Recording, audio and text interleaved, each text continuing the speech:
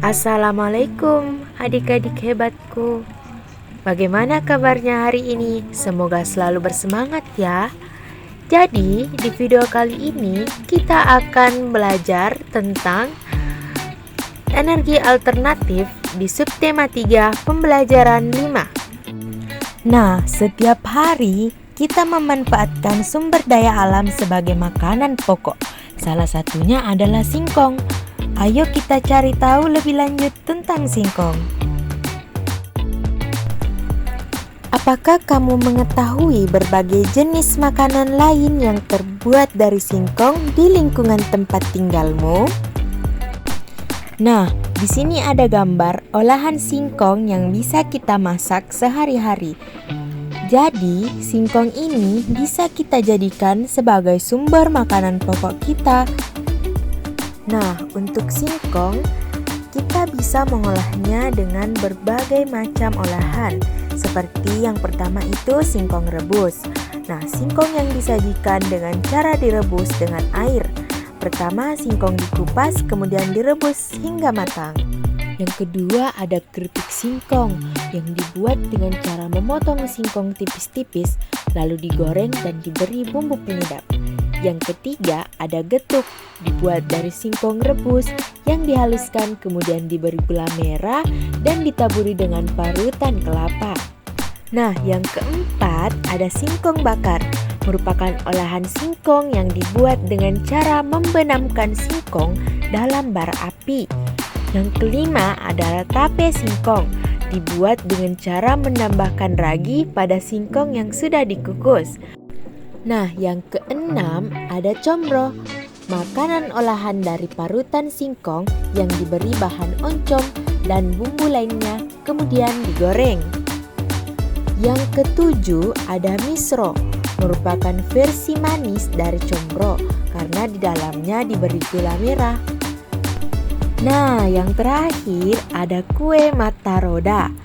Nah, kue ini merupakan olahan parutan singkong yang digunakan untuk membungkus pisang. Nah, kue ini di dalamnya diberikan pisang lalu dibalut oleh parutan singkong. Seperti itu adik-adik. Nah, banyak sekali kan olahan yang bisa kita buat dari singkong. Nah, di sini ada teks berjudul singkong. Mari kita baca sama-sama ya adik-adik. Indonesia merupakan daerah tropis yang kaya akan hasil sumber daya alam. Salah satunya adalah singkong. Singkong mempunyai potensi besar untuk dikembangkan. Singkong merupakan sumber kalori pangan yang murah. Singkong dikonsumsi sebagai salah satu makanan pokok oleh masyarakat. Singkong merupakan makanan yang kaya karbohidrat. Terdapat kandungan gizi seperti protein, vitamin C, kalsium, fosfor, kalori, lemak, zat besi, dan vitamin B1 pada singkong. Dengan berbagai kandungan gizi yang terdapat pada singkong, maka singkong baik untuk dikonsumsi. Umbi singkong merupakan sumber energi yang kaya serat dan karbohidrat, namun miskin protein. Sumber protein justru terdapat pada daun singkong. Hampir semua bagian pohon singkong bisa dimanfaatkan, mulai dari umbinya hingga daunnya. Umbi singkong biasanya hanya diambil dagingnya saja untuk digoreng atau direbus serta dijadikan tepung tapioka. Bagian daunnya dijadikan sebagai sayuran, dan bagian daun dan kulit bisa dijadikan sebagai makanan ternak.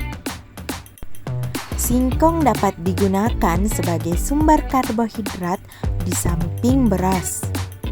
Selain dapat pula digunakan untuk keperluan bahan baku industri seperti tepung tapioka. Di sekitar kita banyak sekali makanan yang diolah dari singkong, seperti yang telah kita bahas di awal tadi. Misalnya, keripik singkong, combro, misro, getuk, tape, donat, dan lain-lain. Dan bahkan hasil olahan singkong tersebut menjadi mata pencaharian bagi sebagian masyarakat, mulai dari bentuk usaha kecil, industri rumahan, hingga pabrik. Nah, selanjutnya ada pertanyaan nih untuk adik-adik berdasarkan teks berjudul singkong yang telah kita baca sama-sama tadi. Nah, yang pertama adalah singkong adalah salah satu sumber daya alam yang baik dikonsumsi. Apakah kamu setuju dengan pernyataan tersebut? Jika iya, berikan alasannya ya. Coba jelaskan. Nah, yang kedua, bagaimana singkong dimanfaatkan dalam kehidupan sehari-hari? Ayo dijelaskan ya. Nah, yang ketiga, apa saja jenis makanan yang terbuat dari olahan singkong? Nah, tadi kita telah mempelajari mengenai olahan-olahan singkong. Kalian tulis ya. Nah, pertanyaan terakhir yaitu bagaimana singkong dapat memengaruhi kesejahteraan masyarakat? Nah, jawabannya kalian bisa dapatkan di teks yang telah kalian baca sebelumnya. Nah, jawabannya kalian bisa kirimkan ke Google Classroom. Selamat mengerjakan adik-adik hebatku.